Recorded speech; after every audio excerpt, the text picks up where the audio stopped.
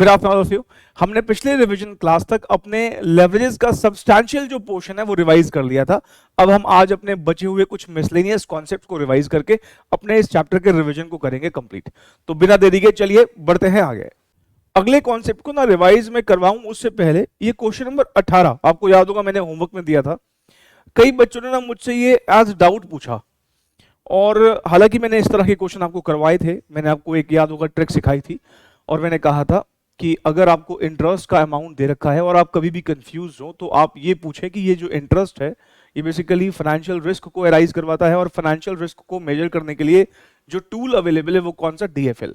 तो इंटरेस्ट का connection DFL के साथ है। इंटरेस्ट और डीएफएल को यूज करके हम अपनी कैलकुलेशंस को बढ़ा सकते हैं। ठीक ऐसे ही अगर हमें फिक्स कॉस्ट दे रखा है तो फिक्स्ड ऑपरेटिंग कॉस्ट के रिस्क को हम बिजनेस रिस्क बोलते हैं, और बिजनेस रिस्क को मेजर करने के लिए टूल होता है डिग्री ऑफ ऑपरेटिंग लेवरेज। तो फिक्स कॉस्ट का connection degree of operating leverage के साथ है। जिन बच्चों का मेरे पास ये डाउट आया भी होगा तो मुझे लगता है कि शायद उसके पीछे कारण ये रहा होगा, क्योंकि ना यहां पर सीधे सीधे हमें फाइनेंशियल लेवरेज दे नहीं रखा, ऑपरेटिंग लेवरेज दे रखा है, कंबाइंड लेवरेज दे रखा है, सीधे सीधे फाइनेंशियल लेवरेज नहीं दे रखा। इस करके मुझे लगता है कि कुछ बच्चे शायद कंफ्यूज हो गए होंगे। तो प्रॉब्लम क्या है, मैंने आपको ये बात बताई रखी है कि डीसीएल जो है वो डीओएल और डीएफएल के मल्टीप्लिकेशन से कंप्यूट हो सकता है ना। डीसीएल हमें यहां पर दे रखा है 2.16 और डीओएल है 1.2, मल्टीप्लाई कर देंगे डीएफएल से, और हम इसकी मदद से यहां पर अब कंप्यूट कर सकते हैं डीएफएल। 2.16 को डिवाइड करेंगे आप 1.2 से, तो मेरे ख्याल से ये 1.8 आ जाना चाहिए। ये आते ही अब तो बिल्कुल नॉर्मल क्वेश्चन बन गया। अब आप डीएफएल का जो फॉर्मूला है वो यूज कर लीजिए। डीएफएल का फॉर्मूला क्या होता है, ईबीआईटी अपॉन ईबीटी, है ना। तो DFL is equals to EBIT upon EBT. और मैंने आपको एक ट्रिक बताई थी, क्योंकि हमें इंटरेस्ट को यूज करना है तो किसी तरीके से इस फॉर्मूला में इंटरेस्ट को हमें इनकॉर्पोरेट करना पड़ेगा। तो नीचे जो ईबीटी लिखा है उसको मैं लिख सकता हूं ईबीआईटी माइनस इंटरेस्ट, नहीं, ईबीआईटी माइनस इंटरेस्ट क्या होता है, ईबीटी होता है। और हमारा डीएफएल यहां पर हमको पता है वो है 1.8, तो हम यहां पर लिख देंगे 1.8 is equals to EBIT minus 10, 1.8 multiplied by EBIT minus 10 is equals to EBIT 1.8 EBIT minus 18 is equals to EBIT, और ये हमारा हो जाएगा 0.80 EBIT is equals to 18।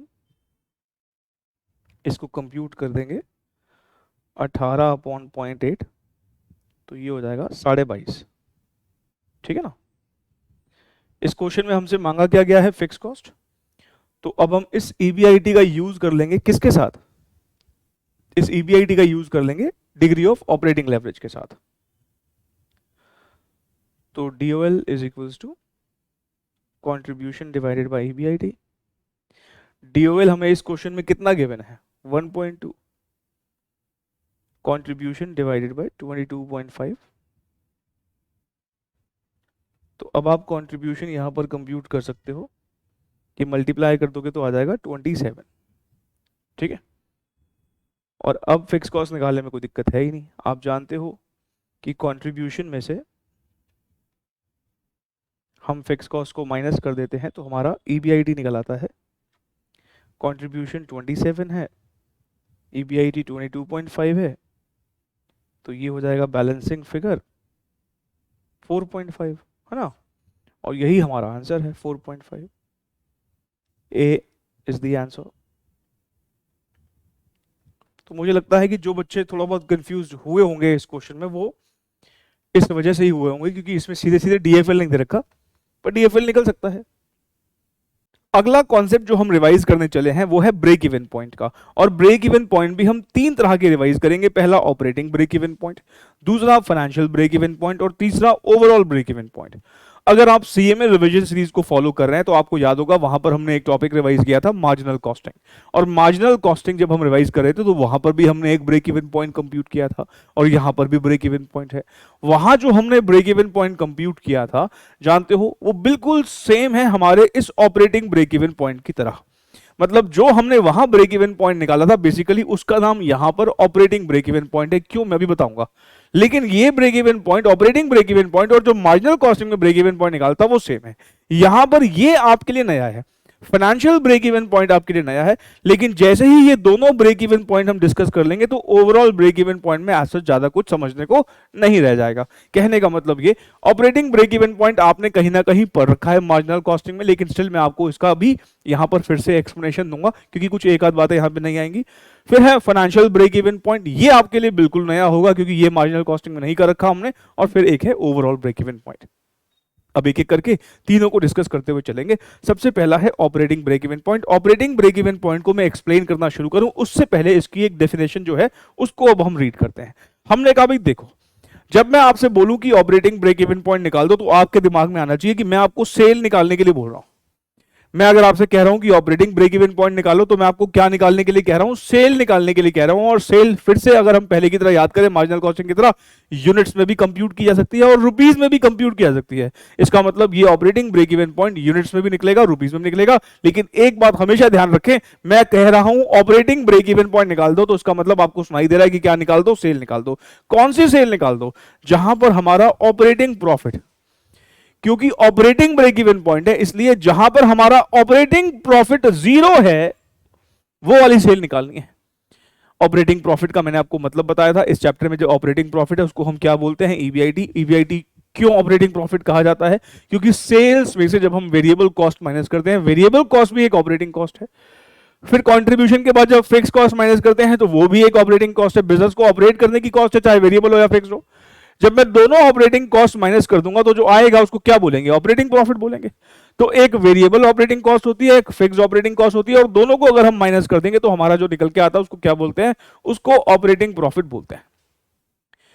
तो अब फाइनली कंक्लूड करें, जब मैं आपसे कहूं कि ऑपरेटिंग ब्रेक इवन पॉइंट निकालिए तो आपके दिमाग में आना चाहिए कि सर सेल निकालने के लिए कह रहे हैं, और वो सेल निकालने के लिए कह रहे हैं जहां पर हमारा ईबीआईटी मतलब ऑपरेटिंग प्रॉफिट, क्योंकि ऑपरेटिंग ब्रेक इवन पॉइंट है तो ऑपरेटिंग प्रॉफिट की बात हो रही होगी। और ब्रेक इवन पॉइंट, आपने कई बार ये वर्ड सुना होगा, आपको पता है ब्रेक इवन पॉइंट जो है ये ना सुख की दशा है ना दुख की है। ये वो दशा है जहां पर हम ना तो सुखी हैं ना दुखी हैं, मतलब नो प्रॉफिट नो लॉस है। ना हमें मुनाफे हो रहे हैं ना हमें नुकसान हो रहे हैं। हम ऐसी सिचुएशन पर पहुंच चुके हैं जहां पर हमारा नो प्रॉफिट नो लॉस की सिचुएशन आ चुकी है। तो ब्रेक इवन पॉइंट मतलब नो प्रॉफिट नो लॉस। तो कौन सा वाला no profit no loss? Operating profit, क्योंकि ऑपरेटिंग ब्रेक इवन पॉइंट है। और ऑपरेटिंग प्रॉफिट का मतलब क्या? ईबीआईटी। तो वो सेल जहां पर ऑपरेटिंग प्रॉफिट जीरो है मतलब ईबीआईटी जीरो है। हम बार बार कह रहे हैं ना कि ये जो है रिस्क है, फिक्स कॉस्ट रिस्क है, फिक्स कॉस्ट खतरा है। खतरा क्यों है? क्योंकि फिक्स है इसलिए खतरा है। तो खतरा कब टल जाएगा ये भी तो जानने की कोशिश करो ना। तो operating break even point basically ये बता रहा है कि इस लेवल पर हमारा जो बिजनेस रिस्क वाला खतरा है वो टल जाएगा। ये क्रॉस कर लो तो बिजनेस रिस्क वाला खतरा जो है वो टल जाएगा। अब इन बातों को ना मैं एग्जाम्पल की मदद से आपको एक्सप्लेन करने की कोशिश करूंगा। मार्जिनल कॉस्टिंग में याद होगा मैंने वहां पर सेलिंग प्राइस 10 रुपए कुछ एज्यूम किया था। मान लीजिए मैं ये पेन भी याद है, ये पेन बेच रहे थे, ये पेन मान लीजिए 10 रुपए का बिकता है और इस पेन को पहले हमें खरीदना पड़ता है 6 रुपए का।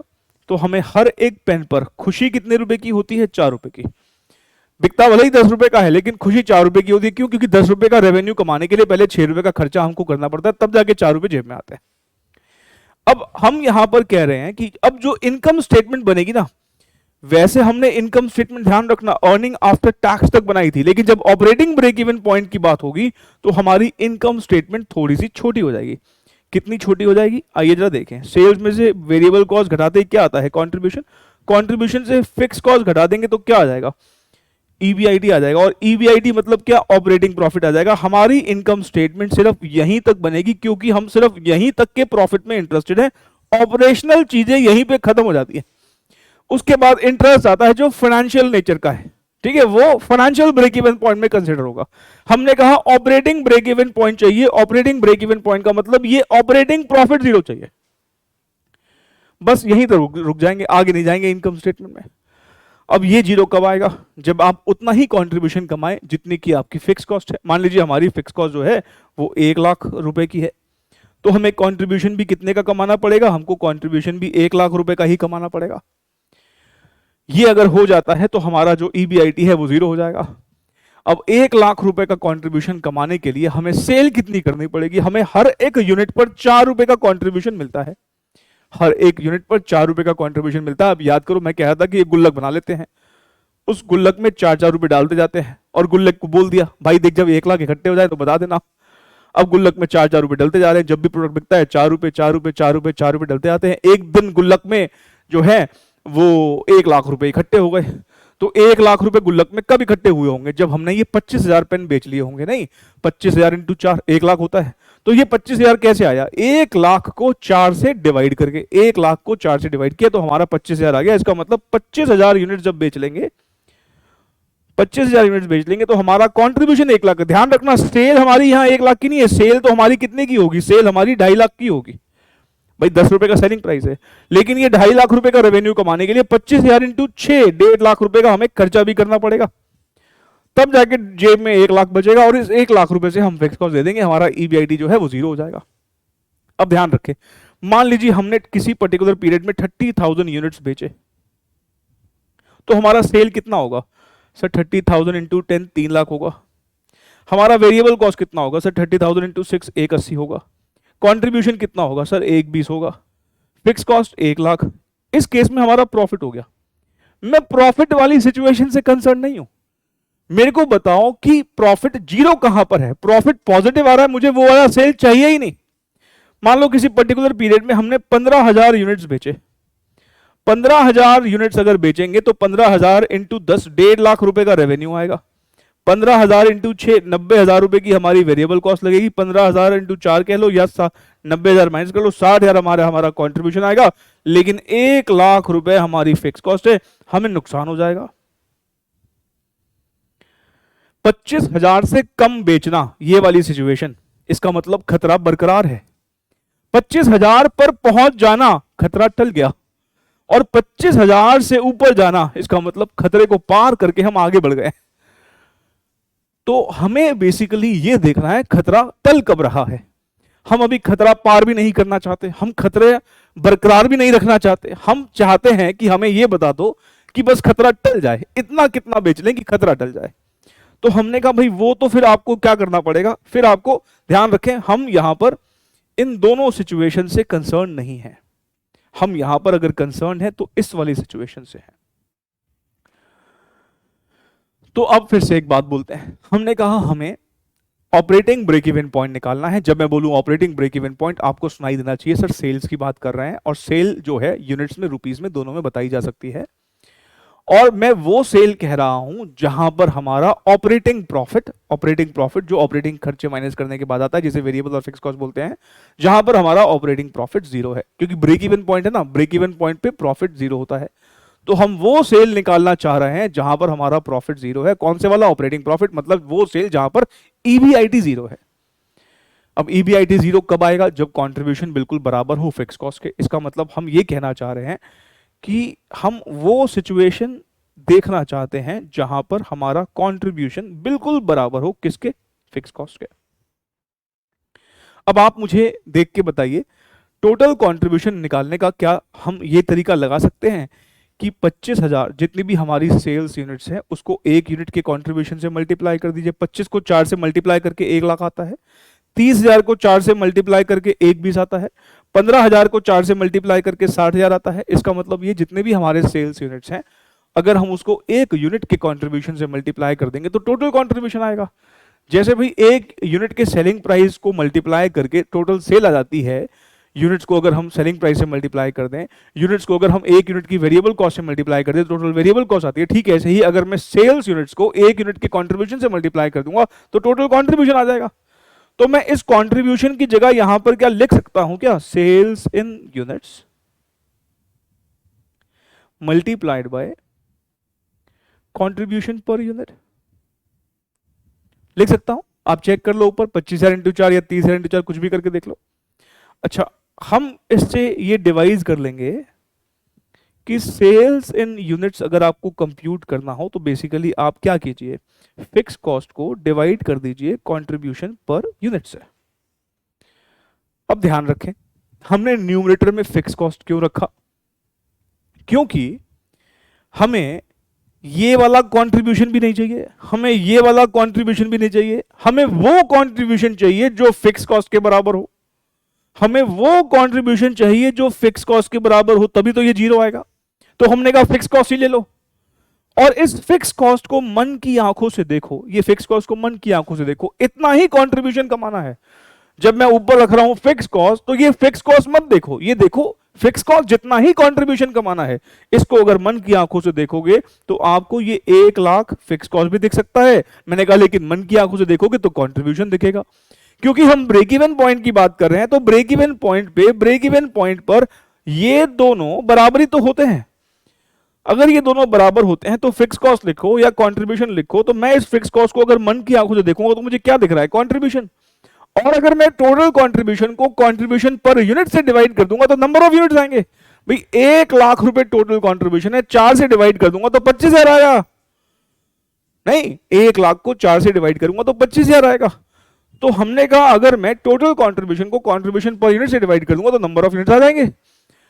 तो हमने कहा ठीक है, ऑपरेटिंग ब्रेक इवन पॉइंट निकालने के लिए आप रखें न्यूमरेटर में फिक्स कॉस्ट को, क्योंकि मुझे फिक्स कॉस्ट जितना ही कंट्रीब्यूशन कमाने वाली सेल चाहिए। तो अगर फिक्स कॉस्ट के अलावा कुछ और रख लूंगा तो फिर और कोई बकवासी सेल आ जाएगी। मुझे वही सेल चाहिए जहां पर मेरा कंट्रीब्यूशन बिल्कुल बराबर हो फिक्स कॉस्ट के। मैंने कहा ठीक है, फिक्स कॉस्ट ले लेते हैं और उसको कंट्रीब्यूशन पर यूनिट से डिवाइड कर देंगे तो नंबर ऑफ यूनिट्स निकल आएंगे और वहां पर हमारा जो ईबीआईटी है वो जीरो हो जाएगा। ये हमारा एक फॉर्मूला है किस चीज का? ब्रेक इवन पॉइंट कंप्यूट करने का यूनिट्स में। अब हमने कहा ऊपर अगर आप देखें तो दो तरीके हैं ब्रेक इवन पॉइंट बोलने के लिए। या तो आप बोलो कि 25,000 यूनिट्स, 25,000 यूनिट्स, या आप बोलो 2.5 लाख रुपए। दूसरा तरीका क्या है? 2.5 लाख रुपए बोल लो या 25,000 यूनिट्स बोल लो। 25,000 यूनिट तो निकालना सीख लिया, फिक्स कॉस्ट को डिवाइड कर दो कंट्रीब्यूशन पर यूनिट से, 1,00,000 को डिवाइड कर दो 4 से, 25,000 यूनिट्स आ जाएगा। लेकिन 2.5 लाख कैसे आएगा? सर 2.5 लाख निकालने का तरीका है ना, 25,000 यूनिट्स हमारा ऊपर वाले एग्जाम्पल में ब्रेक इवन पॉइंट था, मल्टीप्लाइड बाय 10, ये हमारा सेलिंग प्राइस है, is equals to what? Is equals to rupees 2.5 lakh. नहीं, ये क्या है? ये ब्रेक इवन पॉइंट, ये भी ब्रेक इवन पॉइंट है, लेकिन ये ब्रेक इवन पॉइंट यूनिट्स में है। ये क्या है? ये भी ब्रेक इवन पॉइंट है, लेकिन ये ब्रेक इवन पॉइंट रुपीज में है। अब हमें ये सीखना है कि ये ब्रेक इवन पॉइंट रुपीज में निकालने का भी कोई फॉर्मूला है क्या? ये 2.5 लाख रुपए सीधे निकालने का भी कोई फॉर्मूला है क्या? हम पहले यूनिट्स में निकालें, उसको 10 से मल्टीप्लाई करें, क्या ये सीधा ही रुपीज में निकल सकता है क्या? हम वो सीखना चाह रहे हैं। अब आप मुझे ये बताइए, 2 मिनट के लिए प्लीज पेन छोड़ के यहां पे सामने फोकस करें। ये 25,000 कैसे निकाला था? सर ये 25,000 निकालने का तरीका था, हमने अभी अभी ऊपर देखा, फिक्स कॉस्ट ली, उसको 4 से डिवाइड कर दिया। भाई फिक्स कॉस्ट लिया, उसको 4 से डिवाइड कर दिया, 1,00,000 डिवाइड बाय 4 किया ना आपने ऊपर ये 25,000 निकालने के लिए। इसी को तो 4 से डिवाइड करके, इसी को तो 4 से डिवाइड करके आपने क्या निकाल लिया था? 25,000। चलो ठीक है, into 10 is equals to 2.5 lakh आता है। इस 1,00,000 डिवाइड बाय 4 अपॉन 10, इसको लिख सकता हूं ऐसा? भाई आपको पता हो 3/5/2 अगर ऐसा है तो ये 2 ऊपर चले जाएगा और ये ऐसा बन जाएगा। मैं अगर आपसे ये कहूं कि 3 इंटू 7 अपॉन मान लो 6 है, इस 7 को नीचे लेके आना हो तो पता है ये डिनोमिनेटर का भी डिनोमिनेटर बन जाता है। अगर न्यूमरेटर को डिनोमिनेटर में लेके आना हो तो वो डिनोमिनेटर का भी डिनोमिनेटर बन जाता है। अब ये सिंपल मैथमेटिक्स है, ये मैंने मार्जिनल कॉस्टिंग करते वक्त भी आपको एक्सप्लेन किया था। तो ये जो हो गया, ये क्या हो गया? 1,00,000 डिवाइडेड बाय 0.4, 4/10 मतलब 0.4। और अगर आपको थोड़ा भी मार्जिनल कॉस्टिंग याद है तो 4/10 मतलब कंट्रीब्यूशन अपॉन सेल, इसको हम क्या नाम देते थे? ये हमारी थी रेशो, इस रेशो का नाम क्या था? PV ratio. इस रेशो का नाम क्या था? PV ratio. तो हमारा ये फॉर्मूला बन गया। What is 1 lakh? Sir 1 lakh is fix cost. What is 0.4? 0.4 is PV ratio. तो फिक्स कॉस्ट को अगर हम पीवी रेशियो से डिवाइड कर देते हैं तो हमारा सीधा break even point in rupees निकल आता है। मैं एक और एग्जांपल लेके आपको भी एक्सप्लेन कर दूंगा। फिक्स कॉस्ट को पीवी रेशियो से डिवाइड कर देंगे तो हमारा सीधा break even point in rupees आता है। आप 1 लाख को 4 से डिवाइड कर 0.4 से डिवाइड करके देख लीजिए, ये 2.5 लाख ही आएगा। मैं अब ऐसा करता हूं, एक एग्जाम्पल और लेता हूं ताकि क्लैरिटी का लेवल थोड़ा बढ़ जाए। चलिए आइए फिर से एक एग्जाम्पल की मदद से समझने की कोशिश करते हैं, ठीक है जी। मान लीजिए इस बार हमारा जो सेलिंग प्राइस है वो 10 रुपए का ही है, लेकिन इस बार हमारी वेरिएबल कॉस्ट जो है वो 8 रुपए की है। हर एक यूनिट का कंट्रीब्यूशन जो है वो कितने रुपए आता है? 2 रुपए आता है। ठीक, मुझे बता पाओगे हमारा पीवी रेशियो क्या है? सर हमारा पीवी रेशियो हो जाएगा 2/10। 2/10 मतलब 0.2 या 20% भी कह सकते हो, ठीक है। Contribution upon sale is what? PV ratio. हमारी फिक्स कॉस्ट जो है वो हमारी मान लीजिए है 40,000 रुपए। अब आप मुझे बताइए, जब जब आप ये प्रोडक्ट बेचोगे आपको 2 रुपए की बचत होगी, क्योंकि 8 रुपए तो आपका खर्च भी हो जाएगा उस प्रोडक्ट को बनाने में या खरीदने में, 2 रुपए की बचत होगी। आपको ये 2-2 रुपए की बचत करके कितने रुपए इकट्ठे करने हैं? 40,000 रुपए इकट्ठे करने हैं। ये 40,000 रुपए इकट्ठे कब होंगे? ये 40,000 रुपए इकट्ठे होंगे भाई 2-2 रुपए करके 40,000 कब इकट्ठे हो जाएंगे? जब आप 20,000 यूनिट्स बेच लोगे। इसका मतलब ये हुआ, हम कह रहे हैं कि operating break even point compute करने का एक तरीका है यूनिट्स में निकालना। यूनिट्स में निकालने के लिए क्या करो? फिक्स कॉस्ट को डिवाइड कर दीजिए कंट्रीब्यूशन पर यूनिट से। फिक्स कॉस्ट हमारी है 40,000, डिवाइड कर दीजिए किससे? 2 रुपए से। तो हमारे आ जाएंगे 20,000 यूनिट्स बेचेंगे तब जाके हमारा क्या आएगा? तब जाके हमारा ऑपरेटिंग ब्रेक इवन पॉइंट आएगा। अब हम ये जानते हैं कि ये operating break even point units में है। ये किस में है? यूनिट्स में है। मुझे अगर operating break even point rupees में निकालना हो, मुझे अगर operating break even point rupees में निकालना हो तो एक तरीका है कि इस 20,000 यूनिट्स को, क्योंकि ये सेल्स इन यूनिट्स है, एक यूनिट के सेलिंग प्राइस से मल्टीप्लाई कर दो। 20,000 इंटू 10, 2 लाख आ जाएगा। और एक तरीका क्या है कि आप फिक्स कॉस्ट को डिवाइड कर दो पीवी रेशियो से। फिक्स कॉस्ट है 40,000, उसको डिवाइड कर दो पीवी रेशियो से। पीवी रेशियो हमारी कितनी है? 0.2। 40,000 को 0.2 से डिवाइड करके बताइए कितना आता है? सर 40,000 को 0.2 से डिवाइड करके आ रहा है 2 लाख ही आ रहा है। इस बार हमने किस में निकाला है? इस बार हमने रुपए में निकाला है। 20,000 को 10 से भी मल्टीप्लाई कर सकते हैं, लेकिन अगर मैं 20,000 को 10 से मल्टीप्लाई करके निकालूंगा तो इसमें ना कंपल्सरी हो जाएगा कि पहले आपको operating break even point units में चाहिए होगा। भाई मुझे मान लो मुझसे ये चीज मांगी ही नहीं हुई, ये मांगी ही नहीं हुई, सीधा यही मांगा हुआ है, तो क्या करना चाहिए? सीधा फिक्स कॉस्ट लो और पीवी रेशियो से डिवाइड करो, बात खत्म करो, 2 लाख सीधा आ जाएगा। हम यहां पे जरा वेरिफिकेशन करें क्या? वेरिफिकेशन करके देख लें क्या 2 लाख ही है क्या आंसर? यहां पे हमारा क्या सच में ईबीआईटी 0 ही आ रहा है क्या? आप देख लो। सेल्स कैसे आती है भाई? 20,000 यूनिट्स है, इंटू 10 करके कर लो, 2 लाख रुपए। 2 लाख आप वैसे भी निकाल चुके हो। इसमें से माइनस कर दो वेरिएबल कॉस्ट। 20,000 यूनिट्स हैं इंटू 8, 1,60,000। हमारा कंट्रीब्यूशन कितना आ जाएगा? 40,000 का। इसमें से फिक्स कॉस्ट माइनस कर दो 40,000। What is profit? Profit is 0। यहां प्रॉफिट ना बोल के यहां क्या बोलते हैं? यहां ईबीआईटी बोलते हैं। ईबीआईटी 0। तो हमारे इस एग्जाम्पल में ऑपरेटिंग ब्रेक इवन पॉइंट हम कह सकते हैं 20,000 यूनिट्स कह लो या 2 लाख रुपए कह लो। तो फाइनली अगर हम कंक्लूड करें, आप देख रहे हैं कि operating break even point units में निकालने के लिए फिक्स कॉस्ट को डिवाइड कर दो कंट्रीब्यूशन पर यूनिट से, और यही अगर operating break even point rupees में चाहिए तो जो यूनिट्स में निकाला ना उसको सेलिंग प्राइस से मल्टीप्लाई कर दो। एक तो ये तरीका है, और हमने कहा इसी से हम दूसरा डिराइव कर सकते हैं। क्या डिराइव कर सकते हो भाई? Operating break even point units आपने कैसे निकाला? आपने निकाला फिक्स कॉस्ट को डिवाइड कर दिया, किससे डिवाइड कर दिया? कंट्रीब्यूशन पर यूनिट से। नहीं, और मैं अगर इस सेलिंग प्राइस को नीचे ले आऊं, सेलिंग प्राइस को डिनोमिनेटर में ले आऊं, तो क्या हो जाएगा? ये डिनोमिनेटर का भी डिनोमिनेटर बन जाएगा। नहीं, अच्छा, और कंट्रीब्यूशन अपॉन सेलिंग प्राइस क्या होता है? पीवी रेशियो होता है। तो हमारा एक तरीका रुपीज में निकालने का जो सीधा स्ट्रेट फॉरवर्ड तरीका है वो ये वाला है। कौन सा वाला? कि फिक्स कॉस्ट को पीवी रेशियो से आप डिवाइड कर दीजिए। तो मार्जिनल कॉस्टिंग में हमने इस कॉन्सेप्ट को वहां भी रिवाइज किया था और ये कॉन्सेप्ट यहां पर भी है। तो आइए जरा एक बार रीड कर लेते हैं जो हमने मेन नोट्स में लिखा हुआ है। हमने क्या लिखा हुआ है, हमने यही बात लिखी कि भाई देखो ये वो सेल है जहां पर हमारा नेट ऑपरेटिंग प्रॉफिट जो है वो जीरो है। नेट ऑपरेटिंग प्रॉफिट का मतलब यहां पर किससे है, ईबीआईटी से। और इस पर्टिकुलर लेवल पर कंट्रीब्यूशन बराबर होता है फिक्स कॉस्ट का। और इसको कंप्यूट करने के दो तरीके हैं, या तो यूनिट्स में निकाल लो या रुपीज में निकाल लो। यूनिट्स में निकालना है तो कंट्रीब्यूशन पर यूनिट को यूज करो, रुपीज में निकालना है तो पीवी रेशो को यूज करो। अब जो मैं आपके साथ डिस्कस कर रहा हूं ये मार्जिनल कॉस्टिंग में डिस्कस नहीं किया था। अब हम ये बात जानना चाहेंगे कि ऑपरेटिंग ब्रेक इवन पॉइंट का डिग्री ऑफ ऑपरेटिंग लेवरेज के साथ क्या कनेक्शन है। अच्छा, ये जो आपके सामने एग्जांपल दिख रहा है आपको, क्या मैं कह सकता हूं कि this is operating break even point? हाँ सर, बिल्कुल कह सकते हो। ऑपरेटिंग ब्रेक इवन पॉइंट वो पॉइंट होता है जहां पर हमारा ऑपरेटिंग प्रॉफिट मतलब ईबीआईटी जीरो होता है। हाँ जी, ईबीआईटी जीरो है। तो हम ये बोल सकते हैं कि हमारा इस एग्जाम्पल में ऑपरेटिंग ब्रेक इवन पॉइंट जो है वो है 10,000 यूनिट्स, अगर यूनिट्स में कहें, और या फिर ये कहें 1,00,000 रुपए, कुछ भी कह लो, एक ही बात है। तो हाँ, ये ऑपरेटिंग ब्रेक इवन पॉइंट है क्योंकि इस पर हमारा ईबीआईटी जो है वो जीरो है। अगला सवाल मैं अगर आपसे ये कहूं कि मुझे इस ऑपरेटिंग ब्रेक इवन पॉइंट पे आप ना डीओएल कंप्यूट करके बता दो।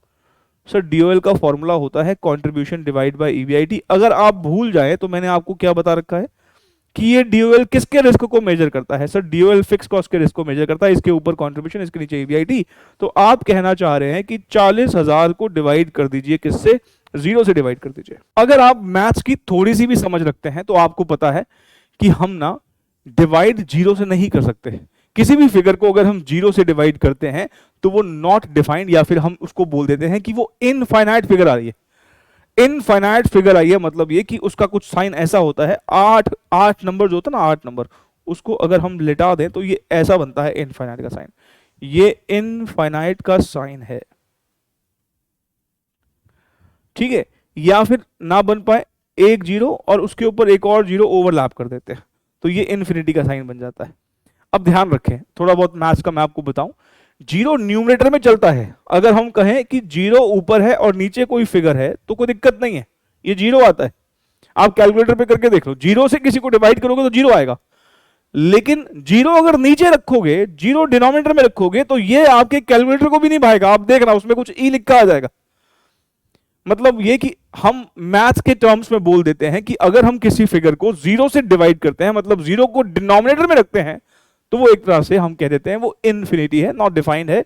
और हम इन्फिनिटी का साइन कुछ ऐसा बनाते हैं। अब आप जरा लॉजिकली सोचिए, हम बात कर रहे हैं ऑपरेटिंग ब्रेक इवन पॉइंट पर डीओएल की। ऑपरेटिंग ब्रेक इवन पॉइंट वो पॉइंट है जहां पर हमेशा हमेशा ईबीआईटी जीरो ही होगा। आप सोचिए, ऑपरेटिंग ब्रेक इवन पॉइंट वो पॉइंट है जहां पर EBIT will always be zero. अगर ईबीआईटी हमेशा जीरो होगा तो डीओएल के फॉर्मूला में तो ईबीआईटी हमेशा नीचे ही आता है। डीओएल के फॉर्मूला में ईबीआईटी हमेशा डिनोमिनेटर में ही तो आएगा। इसका मतलब ये कि हम बिना कैलकुलेशन किए, अगर मान लो हमसे एमसीक्यू पूछ लेता है कि बताइए ऑपरेटिंग ब्रेक इवन पॉइंट पे डीओएल क्या होगा, 1 होगा, 0 होगा, इन्फिनिटी होगा, नन ऑफ द अबव होगा, तो आप क्या टिक करके आएंगे, इनफिनाइट टिक करके आएंगे। यही बात हमने यहां पर नोट्स में लिखी भी है। हमने क्या लिखा हुआ है, at operating break even point DOL is infinite. और डीओएल इनफाइनाइट क्यों, क्योंकि ईबीआईटी हमेशा जीरो होगा और anything divided by zero will be infinite. तो इसलिए हम कह देते हैं कि ऑपरेटिंग ब्रेक इवन पॉइंट पर डीओएल जो है वो इन्फिनिटी या इनफाइनाइट होता है। चले आइए ऑपरेटिंग ब्रेक इवन पॉइंट पर कुछ एमसीक्यूज देख लेते हैं। क्वेश्चन नंबर 32, सेलिंग प्राइस हमको दे रखा है 500, पीवी रेशियो दे रखा है। पीवी रेशियो बेसिकली क्या होता है, कंट्रीब्यूशन ही होता है लेकिन परसेंटेज में होता है। इसका मतलब ये कि अगर हम कंट्रीब्यूशन पर यूनिट निकालना चाहें तो 500 रुपए का 50% निकाल देंगे तो 250 रुपए हमारा कंट्रीब्यूशन पर यूनिट आ जाएगा। ये बात हमने मार्जिनल कॉस्टिंग में बहुत अच्छे से समझी हुई है। फिक्स कॉस्ट हमको दे रखा है और हमसे मांगा क्या है, यहाँ पर ऑपरेटिंग ब्रेक इवन पॉइंट मांगा है। अब ऑपरेटिंग ब्रेक इवन पॉइंट तो यूनिट्स में भी निकल सकता है और रुपीज में भी निकल सकता है। हमें कैसे निकालना है, हमें देखने पड़ेंगे चार ऑप्शन यहाँ पर यूनिट्स में है। इसका मतलब हमें ऑपरेटिंग ब्रेक इवन पॉइंट जो कंप्यूट करना है वो यूनिट्स में कंप्यूट करना है। पहले ऑपरेटिंग ब्रेक इवन पॉइंट का फॉर्मूला लिख लेते हैं। Sir, operating break even point अगर आपको यूनिट्स में निकालना है तो आपको फिक्स कॉस्ट को डिवाइड करना पड़ेगा कंट्रीब्यूशन पर यूनिट से। और यहां पर कंट्रीब्यूशन पर यूनिट आप कैसे निकालोगे, सेलिंग प्राइस पर यूनिट को आप मल्टीप्लाई कर दीजिए पीवी रेशो से। मतलब 500 का 50% कर लेते हैं, ये आ जाएगा 250 रुपये। अब ब्रेक इवन पॉइंट पर ना वैसे हमने अच्छे से मार्जिनल कॉस्टिंग में ऑपरेटिंग ब्रेक इवन पॉइंट पर तो बात कर ही रखी है वैसे। 5 लाख को डिवाइड कर दीजिए 250 से, बताइए जी कितना आता है। सर ये आ रहा है 2000 यूनिट्स। अरे 2000 यूनिट्स तो ऑप्शन में ही नहीं है, तो एक ऑप्शन हमारा है D, none of the above. तो इसका सही आंसर क्या हो जाएगा? D. Question number 33, operating break even point वापस से मांगा है और 4 ऑप्शन हमें रुपीज में दे रखे हैं, इसका मतलब हमें इस बार पीवी रेशो चाहिए होगा। अब अगर आपको मार्जिनल कॉस्टिंग थोड़ा सा भी याद है, हमें यहां पर वीसी रेशो दे रखा है। वीसी रेशो की मदद से हम चाहें तो पीवी रेशो निकाल सकते हैं, क्योंकि दोनों रेशोज का सम क्या होता है? 100%। दूसरी पता हो पहली निकल जाएगी, पहली पता हो दूसरी निकल जाएगी, इसका मतलब पीवी रेशो हम यहां पर निकाल सकते हैं, वो है 20%। ठीक है, अब उसके बाद तो कुछ बचा ही नहीं, तो ऑपरेटिंग ब्रेक इवन पॉइंट हमारा हो जाएगा रुपीज में fix cost divided bye PV. Fix cost है हमारी 1 लाख डिवाइडेड बाय 20%। चलिए बताइए 1 लाख को 20% से डिवाइड करके कितना आता है? 5 lakh. B is the answer.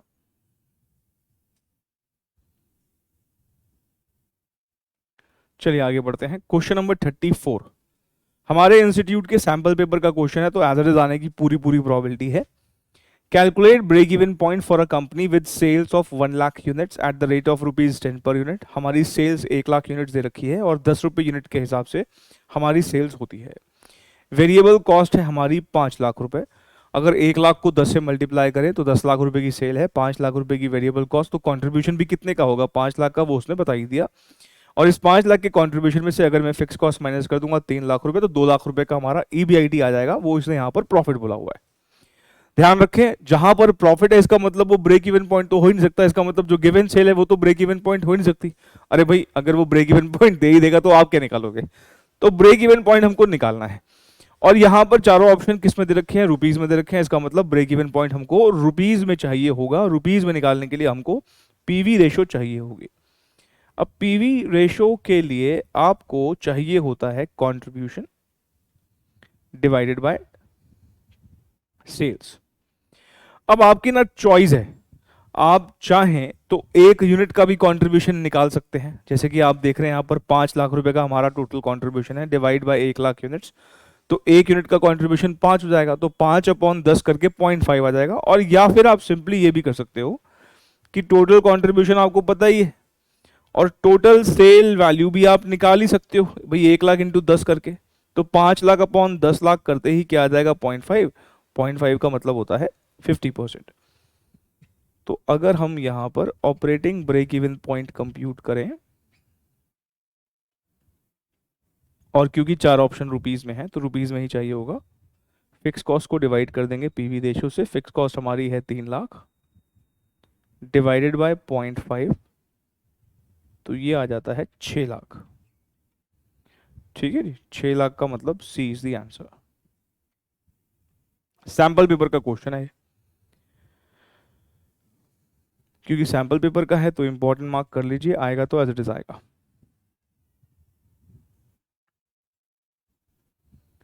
Question number 35 ये भी सैंपल पेपर का क्वेश्चन है, इसलिए इसको भी आप इंपॉर्टेंट मार्क कर ही लीजिए।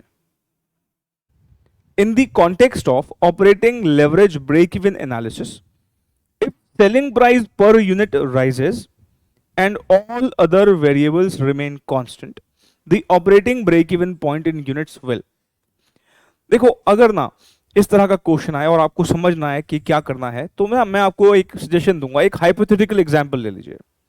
मान लीजिए मैं अपने आप से मन से कुछ भी फिगर्स ले लूं। मान लीजिए मैंने सेलिंग प्राइस मान लिया से 20 रुपए, मैंने वेरिएबल कॉस्ट मान लिया से 15 रुपए, तो हमारा 1 यूनिट का कॉन्ट्रीब्यूशन कितना हो जाएगा? 5 रुपए का हो जाएगा। ठीक, मान लीजिए हमारी फिक्स कॉस्ट है 1 लाख रुपए। अपने आप से मैंने कोई भी डेटा एज्यूम कर लिया, और मैं अगर यहां पर ब्रेक इवन पॉइंट अगर निकालता हूं, क्योंकि उसने पूछा है break even point in units well, अगर break even point in units निकालता हूं तो क्या होगा formula? Fix cost divide by contribution per unit, और जो कि आ जाएगा 20,000 units.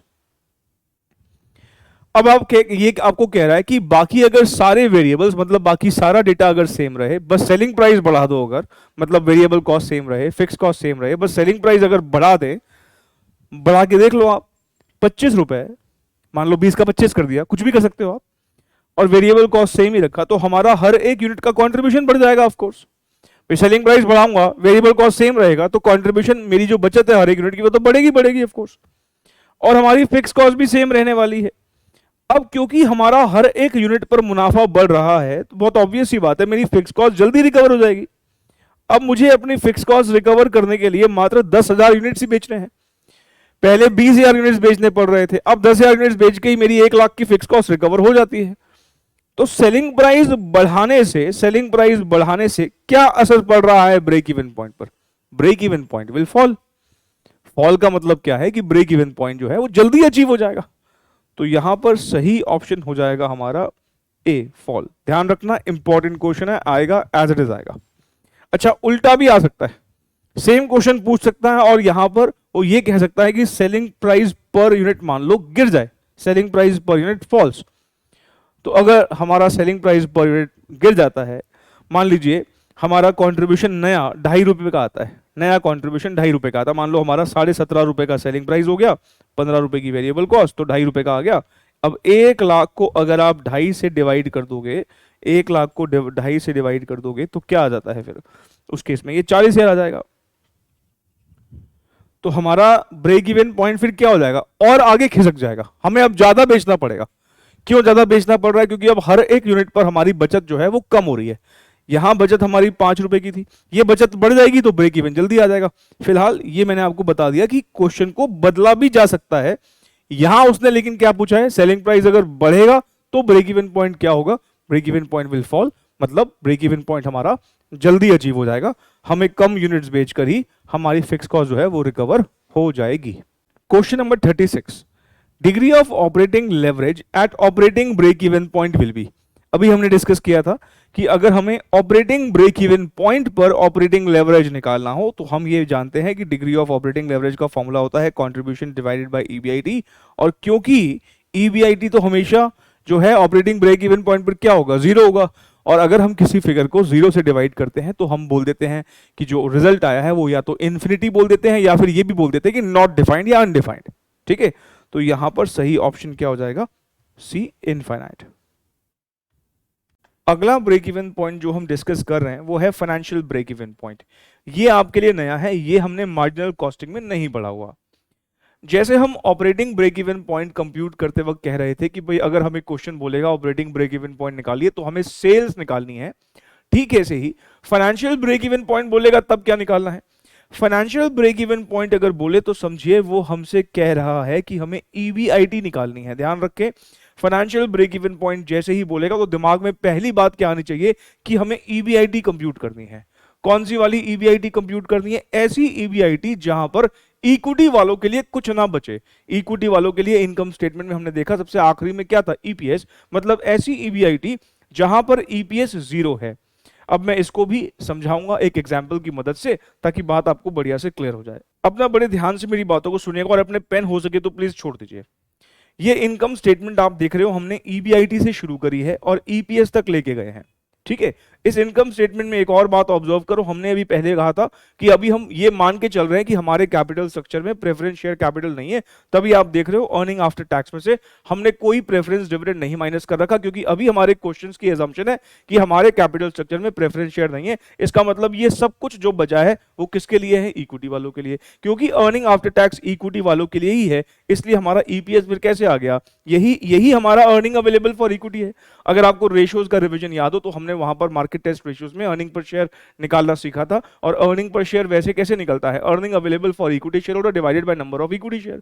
Earning available for equity share holders जो है वो कैसे आता है? अर्निंग आफ्टर टैक्स में से, प्रॉफिट आफ्टर टैक्स में से पहले प्रेफरेंस वालों को डिविडेंड दिया जाता है। लेकिन अगर प्रेफरेंस वालों का डिविडेंड हो ही ना तो ये पूरा का पूरा अर्निंग आफ्टर टैक्स जो है ये इक्विटी वालों के लिए हो जाता है। इसका मतलब ये हुआ कि हम ईपीएस निकालने के लिए इसी अर्निंग आफ्टर टैक्स को जो है कंसीडर कर सकते हैं, ठीक।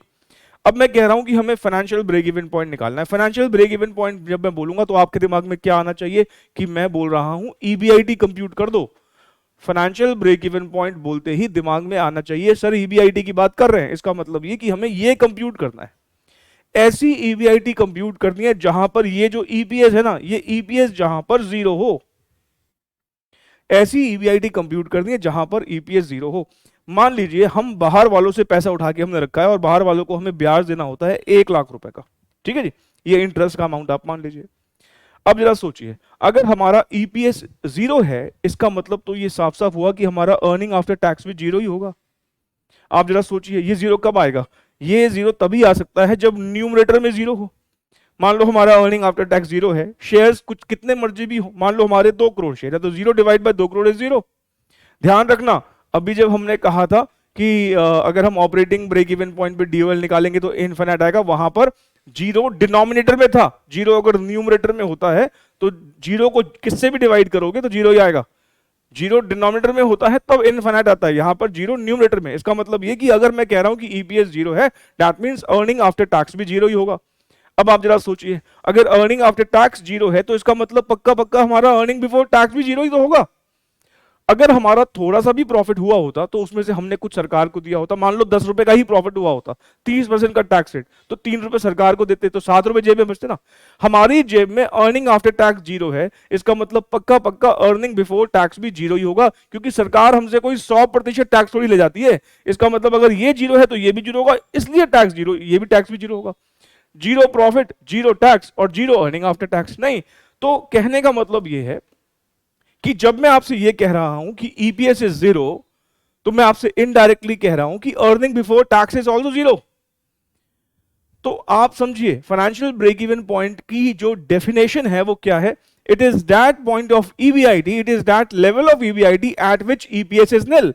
क्या मैं इस लाइन को रीफ्रेज कर सकता हूं, it is that level of EBIT eight which EBT is निल, क्योंकि ईपीएस निल होने का मतलब है ईबीटी भी जीरो ही होगा, ईपीएस जीरो होने का मतलब है ईएटी जीरो है, ईएटी जीरो होने का मतलब है कि ईबीटी भी जीरो ही रहा होगा। इसका मतलब जो हमने यहां पर अभी डेफिनेशन रीड करी, it is that level of EBIT eight which EPS is निल, मैं इस लाइन को रीफ्रेज करके बोल सकता हूं it is that level of EBIT eight which EBT is निल। अब आप जरा सोचिए ये ईबीटी जीरो कब आएगा, ईबीटी जीरो कब आएगा, जब आप एग्जैक्टली उतना ही कमाएं जितना कि आपको ब्याज देना है। इसका मतलब हम अगर एग्जैक्टली 1,00,000 का ईबीआईटी कमाते हैं तभी हमारा जो है ये ईपीएस जीरो आएगा। तो अगर मैं फाइनली सम अप करूं, हम यहां पर ये कह रहे हैं ऐसी ईबीआईटी निकाल दो जहां पर मालिकों के लिए कुछ ना बचे। इनडायरेक्टली ये कहा जा रहा है कि ऐसी ईबीआईटी निकाल दो जहां पर हम कमाई सिर्फ उतनी ही करें जितना कि बाहर वालों को देना है, यही है ना। मैं कह रहा हूं कि EBIT eight which EPS is nil, EPS is निल का मतलब वो कह रहा है कि इतनी कमाई करो कि मालिकों के लिए कुछ ना बचे। भाई इक्विटी मालिक है तो ये भी तो कहा जा सकता है कि इतना ही कमाओ कि सिर्फ बाहर वालों को दिया जा सके। और बाहर वाले कौन है, आउटसाइडर्स, लॉन्ग टर्म लोन्स, उन पे ब्याज देना पड़ेगा, इंटरेस्ट। तो आप जरा बताइए, फाइनेंशियल ब्रेक इवन पॉइंट निकालना हो जहां पर ईपीएस जीरो हो, और जब मैं बोलता हूं फाइनेंशियल ब्रेक इवन पॉइंट निकाल दो, तो आपके दिमाग में क्या सुनाई देता है कि सर ईबीआईटी की बात कर रहे हैं। तो हम कितना ईबीआईटी कमाएं कि हमारा ईपीएस जीरो हो जाए, या फिर ये कहें कि कितना ईबीआईटी कमाएं कि हमारा ईबीटी जीरो हो जाए, क्योंकि ईबीटी जीरो मतलब ईपीएस भी जीरो हो जाएगा। कितना ईबीआईटी कमाएं कि हमारा ईपीएस जीरो हो जाए या ईबीटी जीरो हो जाए। सर इंटरेस्ट जितना कमा लो, जितना ब्याज देना है सिर्फ उतना ही कमा लो। अगर हम ब्याज जितना ईबीआईटी कमा लेते हैं, इसका मतलब ये कि हमारा फिर उसके बाद इंटरेस्ट देते ही सब खत्म हो जाएगा, ईबीटी जीरो हो जाएगा, ईबीटी जीरो हो जाएगा, ईएटी जीरो हो जाएगा, ईएटी जीरो तो ईपीएस भी जीरो हो जाएगा। मेरे ख्याल से बात समझ में आती है। अभी हम ध्यान रखना, अभी डिस्कशन ऐसे कर रहे हैं as if there is no preference share capital. Preference share capital आएगी तो उससे कुछ फॉर्मूलाज में बदलाव आएंगे। फिलहाल अभी हम प्रेफरेंस शेयर कैपिटल का एब्सेंस जो है वो प्रेजेंस जो है वो हम निल मान रहे हैं कि वो नहीं है, ठीक है जी। आइए अब जो हमने डेफिनेशन लिखी थी एक बार वहां पर भी देख लेते हैं कि हमने क्या बात लिखी। हम अगर डेफिनेशन देखें तो वो क्या लिखता है, it is that level of EBIT, ये वो ईबीआईटी है जहां पर हमारा ईपीएस जो है वो जीरो होता है। अब ईपीएस जीरो होने का मतलब ये है कि हमारा अर्निंग आफ्टर टैक्स भी जीरो होगा। अर्निंग आफ्टर टैक्स जीरो कब होगा, जब अर्निंग बिफोर टैक्स भी जीरो होगा। अब आप जरा सोचिए, हम वो ईबीआईटी की बात कर रहे हैं जहां पर ईबीटी जीरो है, और ईबीआईटी और ईबीटी के बीच में फर्क सिर्फ किस चीज का है, इंटरेस्ट का। इसका मतलब अगर मुझे ईबीटी 0 चाहिए तो मुझे ईबीआईटी उतना ही कमाना होगा जितना कि बाहर वालों को देना है। अब जितना बाहर वालों को देना है वो क्या होता है? इंटरेस्ट। इसलिए हम कह रहे हैं कि भाई जब आपको फाइनेंशियल ब्रेक इवन पॉइंट निकालना हो तो वो सिर्फ होता है इंटरेस्ट के बराबर। लेकिन ध्यान रखें, ये फाइनेंशियल ब्रेक इवन पॉइंट का फॉर्मूला कि ये इंटरेस्ट ही होता है, ये कब पॉसिबल है? जब हमारे कैपिटल स्ट्रक्चर में प्रेफरेंस शेयर्स ना हो, क्योंकि प्रेफरेंस शेयर्स आते ही थोड़ी सी चीजें बदलेंगी। वो कैसे बदलेंगी वो देखा जाएगा। अभी फिलहाल हम ऐसे कैपिटल स्ट्रक्चर की बात करें जहां पर प्रेफरेंस शेयर्स नहीं है, तो हम कह रहे हैं in case of a company having debt and equity but no preference share capital, उस केस में financial break even point is equal to interest. अब जिस तरीके से हमने कहा था कि degree of operating leverage operating break even point पर इनफाइनाइट होता है, ठीक इसी तरीके से हम कह रहे हैं कि अगर आप फाइनेंशियल ब्रेक इवन पॉइंट पर डिग्री ऑफ फाइनेंशियल लेवरेज निकालेंगे तो वो भी इनफाइनाइट निकल के आएगा। और वो क्यों? क्योंकि हम कह रहे हैं इनडायरेक्टली ईपीएस 0 चाहिए। ईपीएस 0 होने का मतलब यह है कि हमें ईबीटी 0 चाहिए, तो माइनस इंटरेस्ट अगर हम करेंगे, हम ये बोल रहे हैं इनडायरेक्टली ये हमको 0 चाहिए, ये हमको 0 चाहिए। अगर मान लो हम 2 लाख रुपए का ब्याज पे करते हैं तो हमें ईबीआईटी भी कितना कमाना है फाइनेंशियल ब्रेक इवन पॉइंट के लिए? 2 लाख ही कमाना है। और हमारा डीएफएल का फॉर्मूला क्या होता है? डीएफएल का फॉर्मूला होता है EBIT upon EBT, EBIT upon EBT. अब क्योंकि फाइनेंशियल ब्रेक इवन पॉइंट है, ईबीटी हमेशा ही 0 होगा, और हम अगर किसी भी फिगर को 0 से डिवाइड करेंगे तो वो जो आंसर आएगा, रिजल्ट आएगा, वो अनडिफाइंड आएगा, या फिर हम कह सकते हैं कि इन्फिनिटी आएगा। तो यहां पर भी सेम कंक्लूजन्स हैं जैसे कि हमने ऑपरेटिंग ब्रेक इवन पॉइंट में देखा कि ऑपरेटिंग ब्रेक इवन पॉइंट पर हम अगर डीओएल निकालेंगे, क्योंकि वहां पर ऑपरेटिंग प्रॉफिट मतलब ईबीआईटी 0 होता है और डीओएल का फॉर्मूला होता था contribution divide by EBIT. EBIT अगर 0 होगा तो वो अनडिफाइंड आएगा। ठीक यहां पर भी अगर हम फाइनेंशियल ब्रेक इवन पॉइंट पर जहां पर ईबीटी 0 है, ईबीटी अगर 0 है तो डीएफएल का फॉर्मूला होता है ईबीआईटी अपॉन ईबीटी, तो ये भी क्या आएगा? ये भी इनफाइनाइट आएगा।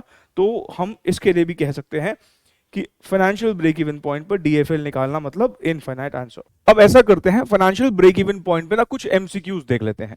हम जो पहला एमसीक्यू देख रहे हैं वो दिसंबर 2021 में पूछा गया, और आप देखिए कितना सिंपल क्वेश्चन पूछा है एग्जामिनर ने।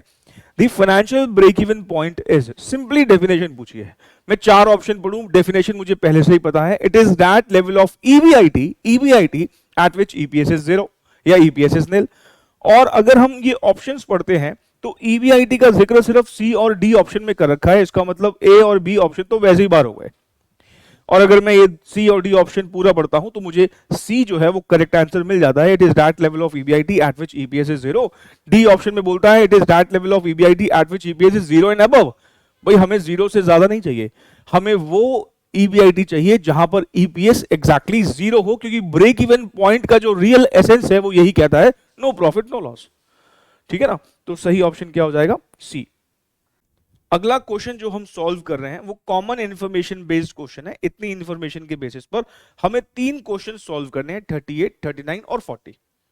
हमें क्या क्या दे रखा है देखते हैं। सेलिंग प्राइस गिवन है 10 रुपए का, वेरिएबल कॉस्ट गिवन है 4 रुपए का। इसका मतलब ये कि अगर मैं आपसे कहूं कि कंट्रीब्यूशन पर यूनिट बता दीजिए तो आप निकाल देंगे। कंट्रीब्यूशन पर यूनिट कैसे निकालोगे? 10 में से 4 रुपए घटाकर 6 रुपए का कंट्रीब्यूशन पर यूनिट हमारा निकल जाएगा।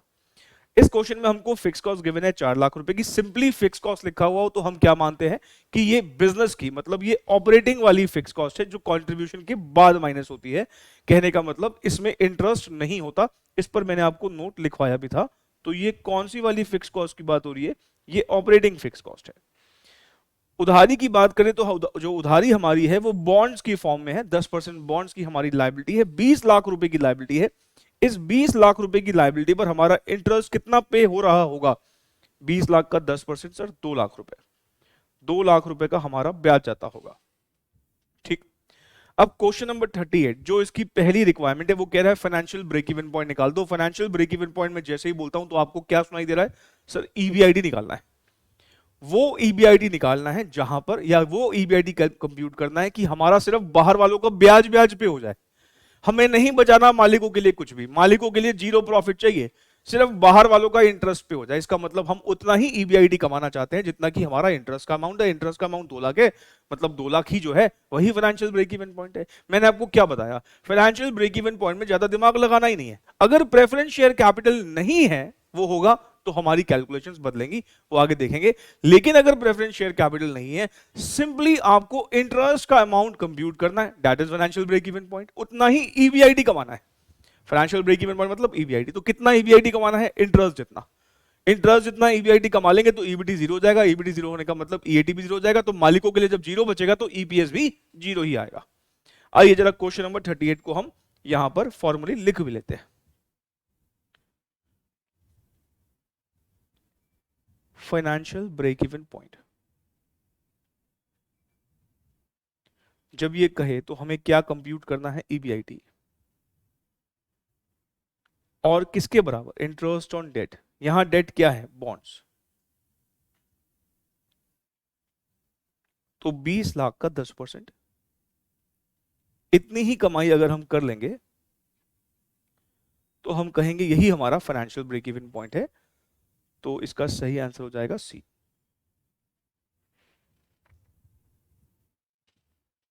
क्वेश्चन नंबर 39 और 40, इसको अगर आप देखोगे ना, इसमें हमसे डीएफएल मांगा गया है और बताई है कि सेल हमारी अगर 1 लाख यूनिट हो तब डीएफएल क्या होगा, सेल हमारी 1.5 लाख यूनिट हो तब डीएफएल क्या होगा।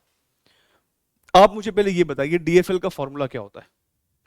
सर डीएफएल का फॉर्मूला भूल जाओ तो क्या याद रखना है, डीएफएल बताता है फाइनेंशियल रिस्क, और फाइनेंशियल रिस्क अराइज होता है इंटरेस्ट की वजह से। इनकम स्टेटमेंट में इंटरेस्ट के ऊपर क्या होता है, ईबीआईटी, इंटरेस्ट के नीचे क्या होता है, ईबीटी। तो डीएफएल का फॉर्मूला क्या, ईबीआईटी और ईबीटी।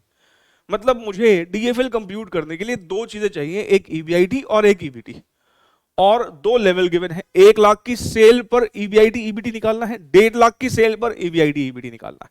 ठीक, अच्छा अब आप एक बात, जो मैं अभी यहाँ पे अभी वर्किंग्स आपको लिखवाऊंगा, हम दो कॉलम बनाएंगे, एक 1 लाख के लेवल पर और एक 1.5 लाख के लेवल पर।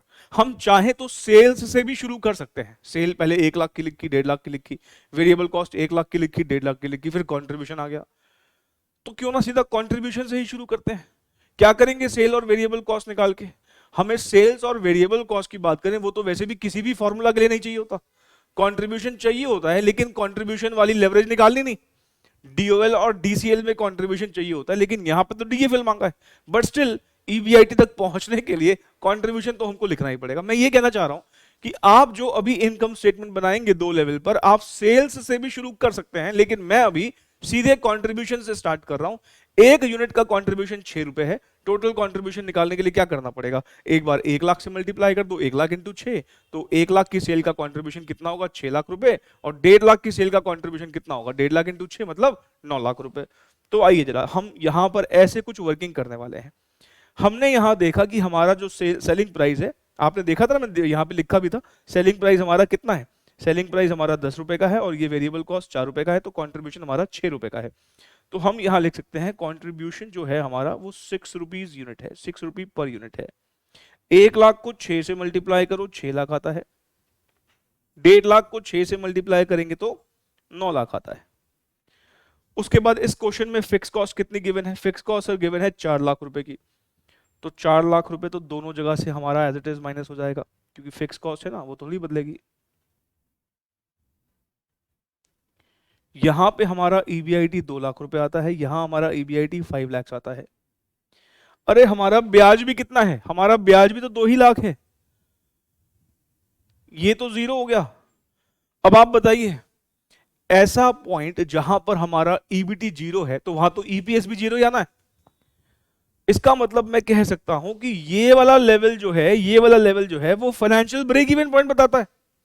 फाइनेंशियल ब्रेक इवन पॉइंट क्या होता है, ऐसा पॉइंट जहां पर ऐसा ईबीआईटी, ध्यान रखना सेल नहीं, कहीं ऐसा नहीं कि financial break even point 1 lakh unit बोल दो, सेल नहीं है।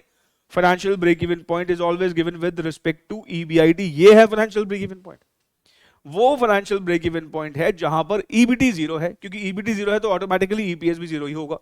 तो हम कह सकते हैं कि ये फाइनेंशियल ब्रेक इवन पॉइंट है। और फाइनेंशियल ब्रेक इवन पॉइंट पर डीएफएल अगर निकालोगे, डीएफएल अगर निकालोगे तो डिनोमिनेटर में जीरो आएगा, ईबीआईटी अपॉन ईबीटी। और अगर डिनोमिनेटर में जीरो है तो इसका मतलब फिर तो वो अनडिफाइंड है, नॉट डिफाइंड है। नॉट डिफाइंड का मतलब इनफाइनाइट है, यहां पर डिफाइंड ही नहीं है क्योंकि डिनोमिनेटर में जीरो है। अच्छा, अब जैसे ही हम ब्रेक इवन पॉइंट क्रॉस कर जाएंगे, अब जो हमारा डीएफएल है वो डिफाइंड होना शुरू हो जाएगा। अब जो डीएफएल है वो क्या होगा, वो डिफाइंड होना शुरू हो जाएगा। तो हम कह सकते हैं कि अब हम 2 लाख रुपए निकाल लेंगे, यहां पे लिख देंगे, और हमारा ये आ जाएगा 3 लाख,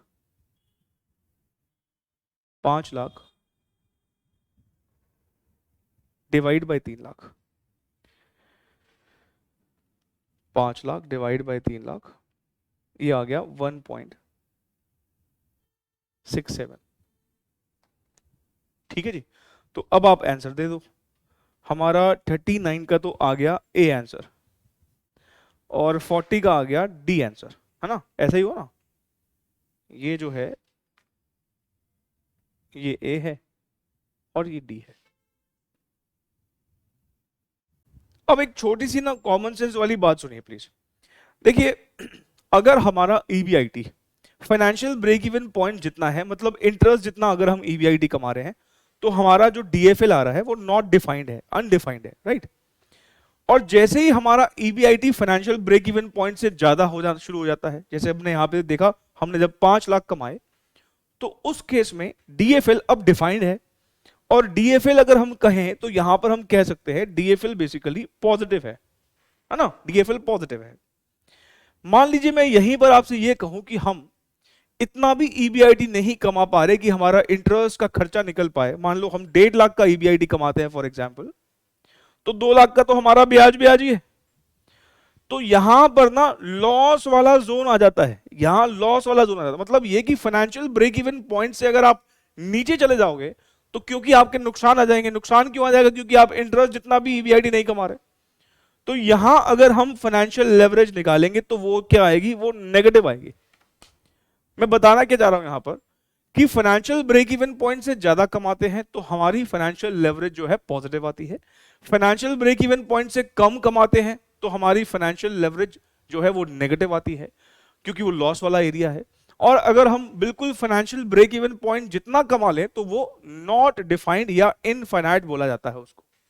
अब इसी बेसिस पे ना आप देखिए एग्जाम का एमसीक्यू आया जून 2021 में, क्या बोलता है, when EBIT is higher than financial break even point. जब हम बोलते हैं फाइनेंशियल ब्रेक इवन पॉइंट तो आपको सुनाई तो क्या दे रहा है कि बात तो ये भी ईबीआईटी की ही हो रही है, लेकिन इस वाली ईबीआईटी पर ईपीएस क्या है, 0 है। कह रहा है अगर हमारा ईबीआईटी फाइनेंशियल से ज्यादा हो, मतलब जो हमारा पिछले वाला क्वेश्चन था 2 लाख से ज्यादा के अगर हम ईबीआईटी कमा रहे हैं, तो उस केस में फाइनेंशियल लेवरेज जो आएगी वो क्या आ रही है, पॉजिटिव आ रही है। तो इसका सही ऑप्शन क्या होगा, हमारा पॉजिटिव फाइनेंशियल लेवरेज आएगा। देखो, नो फाइनेंशियल लेवरेज जो है वो कब आएगा, जब इंटरेस्ट हो ही ना। इंटरेस्ट 0 होगा तो ईबीआईटी और ईबीटी बराबर हो जाएगा और फाइनेंशियल लेवरेज वहां पर 1 आएगा। 1 का मतलब है देयर इज नो रिस्क। 1 नहीं है तब बात करेंगे, 1 का मतलब है देयर इज नो रिस्क। तो नो फाइनेंशियल लेवरेज तो होगा नहीं अगर हमारा इंटरेस्ट है। तो नेगेटिव फाइनेंशियल लेवरेज कब आएगा, जब लॉस वाली बात हो, जब हमारा फाइनेंशियल ब्रेक इवन पॉइंट से कम का ईबीआईटी हो। यहां पे क्या कह रहा है, EBIT is higher than financial break even point. अब ये हायर फाइनेंशियल लेवरेज ये कहने के लिए ना आपके पास 2 लेवल होने चाहिए। भाई कोई चीज हाई है कि लो है, ये तभी बताया जा सकता है कि सामने कोई बेंचमार्क हो। नहीं, अगर मैं कहता हूं कि किसी की इनकम 1 लाख रुपए है, अब वो ज्यादा है कि कम है, भाई ऐसे बता पाना मुश्किल है। लेकिन आप कहोगे किसी और इंसान की इनकम 5 लाख रुपए, तो हम बोलेंगे कम है।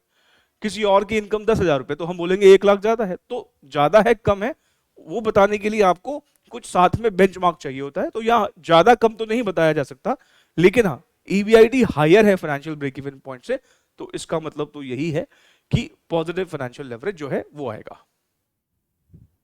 हमारा जो आखिरी ब्रेक इवन पॉइंट है वो है ओवरऑल ब्रेक इवन पॉइंट।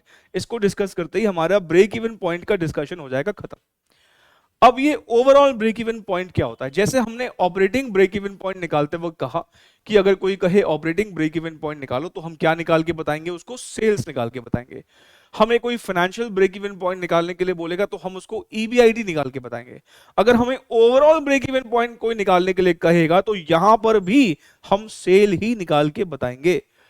लेकिन ऑपरेटिंग ब्रेक इवन पॉइंट जब हम निकाल रहे थे वहां पे तो सेल बताया था, लेकिन उस सेल पर हम कमाई सिर्फ उतनी ही कर रहे थे कि जितना हमारा फिक्स्ड ऑपरेटिंग खर्चा रिकवर हो जाए। मतलब हम कंट्रीब्यूशन जो है ना वो फिक्स कॉस्ट जितना कमा रहे थे।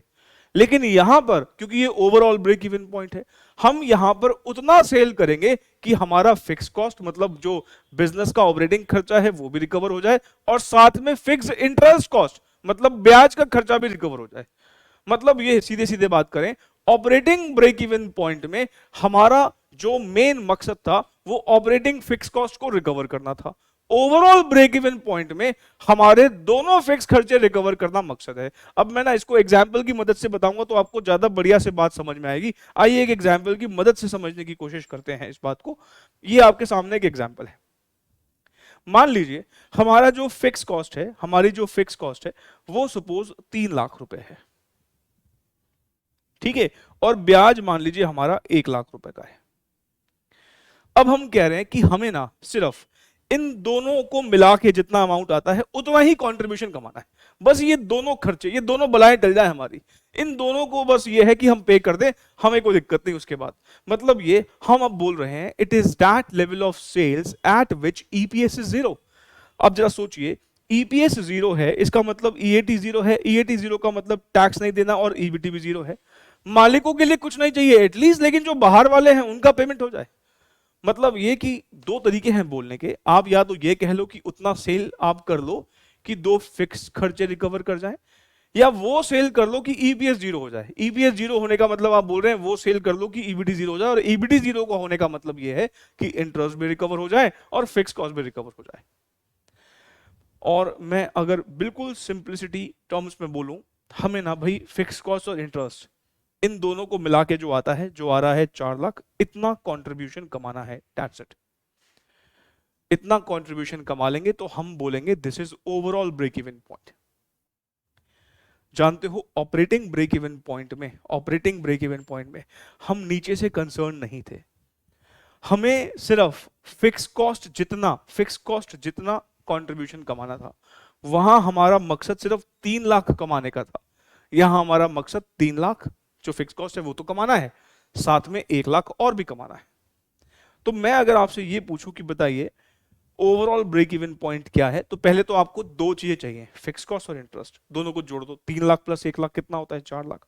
4 लाख रुपए लो और एक यूनिट का कंट्रीब्यूशन 4 रुपए है, 4 से डिवाइड कर दो, 1 लाख यूनिट, ये सेल ही आ गई ना, 1 lakh units. This is overall break even point in units. This is overall break even point in units. इसका मतलब ये कि मैं अगर 1 लाख को 10 से मल्टीप्लाई कर देता हूं तो ये कितना आ जाता है? 10 लाख। 1 लाख को 6 से मल्टीप्लाई कर देता हूं तो ये कितना आ जाता है? 6 लाख। अब देख लो मैच हो रहा है ना। ये हो गया overall break even point in units. अगर यही रुपीस में चाहिए हो तो हमने क्या कहा था? फिक्स कॉस्ट लो, उसको डिवाइड कर दो पीवी रेशियो से। पीवी रेशियो कितना है? 4/10, 0.4 इज पीवी रेशियो। 4 लाख को 0.4 से डिवाइड करके देख लो, 10 लाख ही आएगा। This is overall break even point in rupees. This is overall break even point in rupees. अब ध्यान से मेरी बात को सुनेंगे, ध्यान से सुना। अगर मैं यही एग्जाम्पल में सिर्फ बोलूं फाइनेंशियल ब्रेक इवन पॉइंट बता दो, तो आपको फाइनेंशियल ब्रेक इवन पॉइंट के लिए डेफिनेशन क्या है? It is that level of EBIT, it is that level of sales नहीं। मतलब ये कि मैं अगर आंसर में बोलूं 1 लाख, तो ये 1 लाख पता है क्या है? यही सेम एग्जांपल, लेकिन इस 1 लाख को मैं क्या बोलूंगा? This is financial break even point. जहां पर हम ईबीआईटी की बात करें सिर्फ, तो वो फाइनेंशियल ब्रेक इवन पॉइंट है। सेल्स की बात अगर करते हैं तो वो ओवरऑल भी हो सकता है, ऑपरेटिंग भी हो सकता है। अगर आप दोनों खर्चे निकालने के लिए सेल की बात कर रहे हैं तो वो ओवरऑल ब्रेक इवन पॉइंट है। और अगर आप सिर्फ इस फिक्स कॉस्ट को रिकवर करने की बात कर रहे हैं, मान लो सिर्फ मैं 3 लाख को 4 से डिवाइड करूं, 3 लाख को 4 से डिवाइड करूं, तो जानते हो जो निकल के आएगा 3 लाख डिवाइड बाय 4, वो आएगा 75,000 यूनिट्स। दिस 75,000 यूनिट्स जो है वो भी ब्रेक इवन पॉइंट है, लेकिन ये कौन सा वाला है? ऑपरेटिंग ब्रेक इवन पॉइंट है। ऑपरेटिंग ब्रेक इवन पॉइंट का दायरा लिमिटेड है, वो सिर्फ फिक्स कॉस्ट की रिकवरी की बात करता है, वो इंटरेस्ट की रिकवरी की बात नहीं करता। ओवरऑल का जो दायरा है वो बड़ा है, दोनों ही सेल बताते हैं, लेकिन अगर हम उतनी कमाई करें कि फिक्स कॉस्ट रिकवर करे और वो सेल बताएं तो वो ऑपरेटिंग है। अगर हम फिक्स कॉस्ट और इंटरेस्ट जोड़ के कमाई करके बताएं तो वो ओवरऑल ब्रेक इवन पॉइंट है। कहने का मतलब ये है, अगर 3 लाख रुपए को, मतलब फिक्स कॉस्ट सिर्फ 3 लाख रुपए को अगर आप 4 से डिवाइड करें तो वो आएगा operating break even point. 4 lakh रुपए को 4 से डिवाइड करें तो वो आएगा ओवरऑल ब्रेक इवन पॉइंट। और अगर मैं इसी में कहूं कि फाइनेंशियल ब्रेक इवन पॉइंट बताओ, तो फिर वो सेल नहीं बतानी है, फिर वहां पे क्या बताना है, ईबीआईटी। और कितना ईबीआईटी? ब्याज जितना ईबीआईटी, मतलब 1 लाख। तो आप कह सकते हो इसी एग्जाम्पल में आप चाहें तो आप बता सकते हैं what is financial break even point. ये 1 लाख जो है फाइनेंशियल ब्रेक इवन पॉइंट ही है, लेकिन ईबीआईटी की टर्म्स में है। मेरे ख्याल से मेरी बातें समझ में आ गई होंगी। अब एक बार वो डेफिनेशन को हम रीड कर लेते हैं। यहां पर देखो क्या लिखा है, it is that level of sales at which entire fix cost in interest is recovered and nothing is left for equity share holder. भाई फिर से बोलेंगे ना, ब्रेक इवन पॉइंट है तो जीरो तो चाहिए, कोई प्रॉफिट तो जीरो चाहिए, लेकिन किन का प्रॉफिट? मालिकों का प्रॉफिट। मालिकों का प्रॉफिट अगर जीरो आ रहा है और हम वो उस जीरो प्रॉफिट पर अगर हम सेल बता दे तो वो ओवरऑल ब्रेक इवन पॉइंट है। It is that level of sales, इस बार बोल रहे हैं it is that level of sales at which EPS is nil. Sale की जगह अगर मैं ईबीआईडी लिख दूं तो ये फाइनेंशियल ब्रेक इवन पॉइंट हो जाएगा। It is that level of sales at which हम कंट्रीब्यूशन कितना कमाते हैं, फिक्स कॉस्ट और इंटरेस्ट जितना, 3 लाख प्लस 1 लाख, है ना। और ओवरऑल ब्रेक इवन पॉइंट का फिर से सेम एक्सप्लेनेशन है जो हमने ऑपरेटिंग में दिया था। अगर आपको यूनिट्स में कंप्यूट करना है तो कंट्रीब्यूशन पर यूनिट से डिवाइड कर दीजिए, अगर रुपीस में करना है तो आपको पीवी रेशियो से डिवाइड करना है। आप फर्क देखिए ना क्या है, हम ऑपरेटिंग में कह रहे थे हमें कंट्रीब्यूशन सिर्फ फिक्स कॉस्ट जितना कमाना है, ये नहीं कमाना, इंटरेस्ट का लिए नहीं कमाना, सिर्फ फिक्स कॉस्ट जितना कमाना है।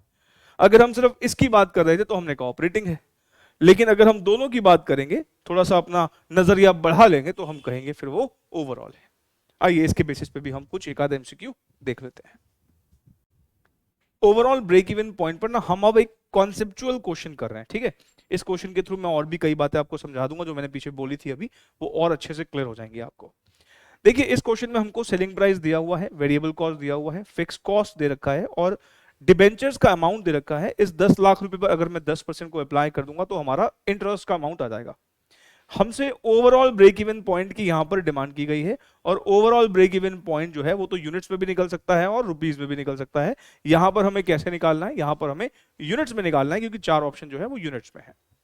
तो पहले तो मुझे ये बताइए कि ओवरऑल ब्रेक इवन पॉइंट का फॉर्मूला क्या होता है। Sir overall break even point मतलब आप सेल की बात कर रहे हो और सेल यहां पर हमें यूनिट्स में निकालनी है और हमें कंट्रीब्यूशन कमाना है फिक्स कॉस्ट और इंटरेस्ट के जितना। इतना कंट्रीब्यूशन कमा ले कि हमारी ये दो फिक्स कॉस्ट जो है वो रिकवर हो जाए। तो हम फिक्स कॉस्ट प्लस इंटरेस्ट जितना अगर हम कंट्रीब्यूशन कमा लेंगे तो हमारा जो है ब्रेक इवन अचीव हो जाएगा। तो हम यहां पर देख पा रहे हैं कि जो हमारी फिक्स कॉस्ट है वो तो है 5 लाख और जो हमारा ब्याज है वो है 10 लाख रुपए का 10%, तो जो बनता है 1 लाख रुपए। और कंट्रीब्यूशन जो है वो 50 माइनस 30, 20 रुपए यूनिट का बनता है। समझ पा रहे हैं ना आप ये? तो 6 लाख रुपए, 5 लाख प्लस 1 लाख अगर हमें कमाने हैं और हर एक यूनिट पर कमाई 20 रुपए की होती है, 50 रुपए का हमारा जरूर रेवेन्यू आता है लेकिन 30 रुपए हमें खर्च भी करना पड़ता है। हर एक यूनिट पर 20 रुपए की कमाई होती है। 20-20 रुपए कमा के हम गुल्लक में डालते जाएं डालते जाएं डालते जाएं तो गुल्लक में 6 लाख कब इकट्ठे हो जाएंगे? गुल्लक में 6 लाख इकट्ठे होंगे जब हम 30,000 यूनिट्स जो हैं वो बेच लेंगे, तब हमारे गुल्लक में इकट्ठे हो जाएंगे 6 लाख रुपए। तो 30,000 यूनिट जो है वो हमारा यहाँ पर करेक्ट ऑप्शन हो जाएगा बी। अब थोड़ी ना अपनी समझ को बढ़ाने के लिए मैं यहाँ पर कुछ एक आध काम अभी और एक्स्ट्रा करवाऊंगा जिससे आपका जो क्लैरिटी है वो और बढ़ेगा। पहले मैं यहाँ पर आपको वेरिफिकेशन करवा के दिखा देता हूँ। अगर हम यहाँ पे वेरिफिकेशन करते हैं तो ध्यान रखें वेरिफिकेशन में क्या पता लगेगा कि मालिकों के लिए कुछ नहीं बचेगा, ईबीटी जीरो हो जाएगा। ईबीटी जीरो होते ही हम कह सकते हैं ईपीएस भी जीरो हो ही जाएगा, क्योंकि ईबीटी जीरो है तो ईएटी भी जीरो है, ईएटी जीरो है तो ईपीएस भी जीरो है, क्योंकि अभी हम प्रेफरेंस शेयर तो वैसे भी कंसिडर कर ही नहीं रहे। तो हमारा सबसे पहले यहां पर लिखा जाएगा सेल्स। कितना सेल लिखें सर? 30,000 मल्टीप्लाइड बाय एक यूनिट का सेलिंग प्राइस है 50 रुपए, तो बताओ कितना आता है? 30,000 इंटू 50, ये हो गया 15 लाख।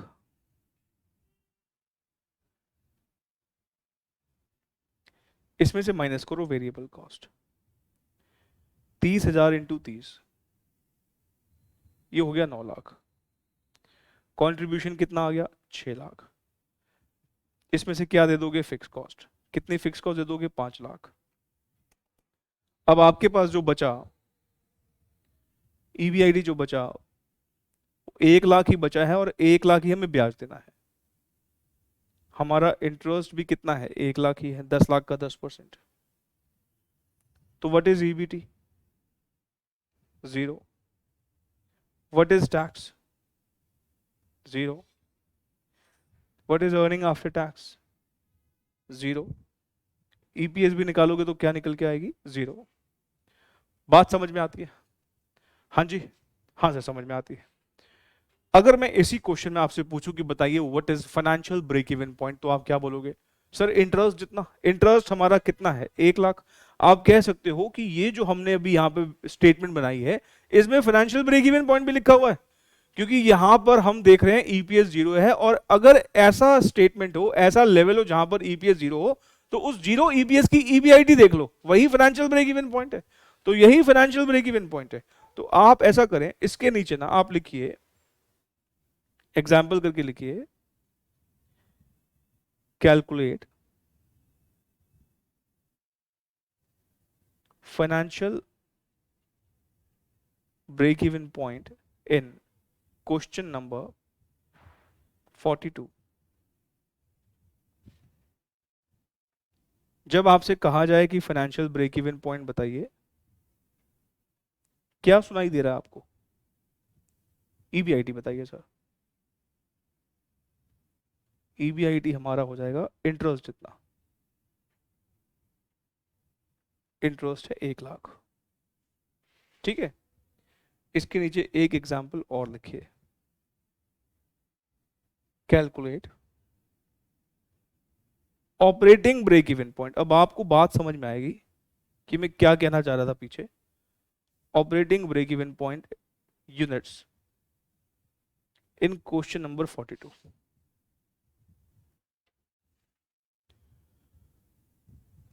मैं पीछे बोलना चाह रहा था कि ओवरऑल और ऑपरेटिंग में फर्क क्या है। ओवरऑल कहता है दो खर्चे जितनी कमाई करनी है, ऑपरेटिंग कहता है कि एक खर्चे जितनी कमाई करनी है। हमें ऑपरेटिंग प्रॉफिट 0 चाहिए, ब्याज को मारो गोली, ईबीआईटी 0 चाहिए, ऑपरेटिंग प्रॉफिट 0 चाहिए, तो सिर्फ उतना कमाओ कि हमारा फिक्स कॉस्ट रिकवर हो जाए। तो ऑपरेटिंग प्रॉफिट जो, ऑपरेटिंग ब्रेक इवन पॉइंट जो है थोड़ा सा माइक्रो लेवल पर सोचता है। तो यहां पर हम क्या कहेंगे, यहां पर हमें अगर operating break even point compute करना हो तो हम इस बार सिर्फ फिक्स कॉस्ट ही कंसिडर करेंगे, fix cost divided by contribution per unit. What is fix cost? Sir fix cost हमारी इस क्वेश्चन में थी 5 लाख।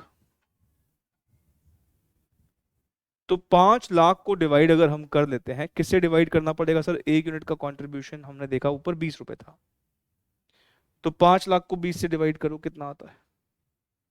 25,000 यूनिट्स। 25,000 यूनिट्स। अच्छा, ओवरऑल ब्रेक इवन पॉइंट कितना था हमारा? 30,000 यूनिट्स। इसका मतलब जानते हो, अगर हम सिर्फ 25,000 यूनिट्स की सेल करेंगे तो सिर्फ फिक्स कॉस्ट से रिकवर हो पाएगा। ऊपर ओवरऑल कितना था? ओवरऑल था 30,000 यूनिट्स। इसका मतलब 5,000 यूनिट्स और बेचते हैं तो हमारा इंटरेस्ट भी रिकवर हो जाता है, लेकिन अगर 25 तक बेचेंगे तो सिर्फ फिक्स कॉस्ट ही रिकवर होगा, ठीक है। तो ये इसका इंटरप्रिटेशन है। आप ये एक बार ऑब्जर्व भी कर लीजिए। आप देखिए यहां पर अगर हम 25,000 यूनिट्स बेचते हैं तो सिर्फ हम क्या रिकवर कर पा रहे हैं? सिर्फ 5 लाख ही रिकवर कर पा रहे हैं। हमारा उसके बाद ईबीआईटी 0 हो जाता है। 1 लाख क्योंकि रिकवर नहीं हो पाया तो वो नुकसान में कन्वर्ट हो गया। और आप अगर थोड़ा सा और कॉमन सेंस लगाएं, जब हम कह रहे हैं ओवरऑल ब्रेक इवन पॉइंट, तो हम कह रहे हैं 5 लाख भी रिकवर करने हैं और 1 लाख भी रिकवर करने हैं, टोटल 6 लाख रिकवर करने हैं। डिवाइड किससे? 1 यूनिट का कंट्रीब्यूशन 20 रुपए। अगर आप इसको स्प्लिट कर दें, ऐसे कुछ स्प्लिट कर दें, 5 lakh upon 20 plus 1 lakh upon 20, तो मुझे बताइए क्या होता है? 5 लाख अपॉन 20 करके क्या आता है सर? ये आता है 25,000। इसका मतलब 25,000 यूनिट्स बेचेंगे तो हमारा सिर्फ फिक्स कॉस्ट रिकवर हो जाएगा, और 5,000 यूनिट्स और बेचेंगे तो हमारा इंटरेस्ट भी रिकवर हो जाएगा, और दोनों को जोड़ देते हैं तो हमारा 30,000 यूनिट्स बेच के दोनों रिकवर हो जाएगा। तो इससे ना एक बात और भी क्लियर होती है कि operating break even point overall break even point के अंदर ही छुपा हुआ है, ओवरऑल ब्रेक इवन पॉइंट जैसे मैंने कहा एक वाइडर टर्म है, ठीक है। आई होप कि मेरी बात समझ में आ गई होगी। आइए एक और क्वेश्चन देख लेते हैं ओवरऑल ब्रेक इवन पॉइंट का। यहाँ पे ओवरऑल ब्रेक इवन पॉइंट फिर से मांगा और आंसर सारे रुपीज में है, इसका मतलब हमको यहाँ पे चाहिए होगा पीवी रेशो। तो हम पहले ओवरऑल ब्रेक इवन पॉइंट का लिख लेते हैं formula. Overall break even point in rupees compute करने के लिए हमको फिक्स कॉस्ट, इंटरेस्ट चाहिए, डिवाइड करना है पीवी रेशो से। व्हाट इज पीवी रेशो, कैसे आता है PV ratio? Sir contribution upon sale करना पड़ता है। कंट्रीब्यूशन कितना है सर? 50 माइनस 30 करके 20 रुपए का कंट्रीब्यूशन आता है, तो 20 अपॉन 50। बताइए जी कितना हुआ? 20 अपॉन 50 0.4, ठीक है ना। ये बात तो बताइए ना आपको पीवी रेशियो कैसे निकलता है। नहीं पता तो आप प्लीज रिवाइज करिए break marginal costing. Marginal costing मैंने पहले ही बताया, डिटेल में भी अपलोडेड है यूट्यूब पर, पूरा भी देख सकते हैं आप यूट्यूब से। और आपको सिर्फ रिवीजन करना है तो रिवीजन लेक्चर भी डले हुए हैं, वो भी देख सकते हैं, तो जैसा ठीक लगे।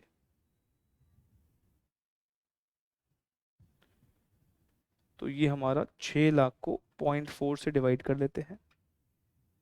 बताइए जी कितना आता है? 15 लाख।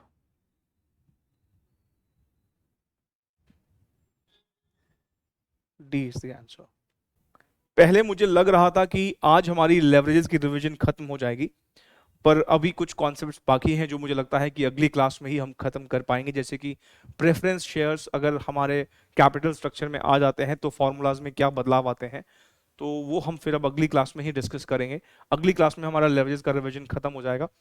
देखो मैं ना रिवीजन सीरीज फर्स्ट टाइम ले रहा हूँ, मतलब आज से इस अटेम्प्ट से पहले मैंने रिवीजन सीरीज कभी लॉन्च नहीं किया था, पहली बार लॉन्च कर रहा हूँ। बहुत से बच्चों की रिक्वेस्ट थी और मैंने अभी तक इसलिए भी लॉन्च नहीं किया था क्योंकि मेरे मन में था कि जब भी करूंगा ना लॉन्च तो हम रिवीजन करेंगे, लेकिन तमीज से करेंगे, ऐसा नहीं कि जल्दबाजी वाला काम करेंगे। रेगुलर बैच में भी मेरी ऐसी हैबिट है, जब रेगुलर बैच में मैं क्लासेस लेता हूं तो बच्चे क्वेश्चंस कर करके थक जाते हैं, इतने क्वेश्चन सॉल्व करते हैं, लेकिन उसके बाद ना जो एक सेटिस्फैक्शन मिलता है ना कि एक बार क्लासेस ले ली रेगुलर वाली, तो ना अब आपको स्कैनर देखना, ना आपको स्टडी मटेरियल देखना, ना ही किसी और ऑथर की बुक रेफर करनी, सभी कुछ हम रेगुलर बैच में कवर कर लेते हैं। तो रिवीजन सीरीज को लेके मैंने कहा, सोचा था दिमाग में कि जब भी शुरू करेंगे एटलीस्ट मैं जो इंपॉर्टेंट टॉपिक्स हैं वो तो अच्छे से सारे कवर करवा दूं।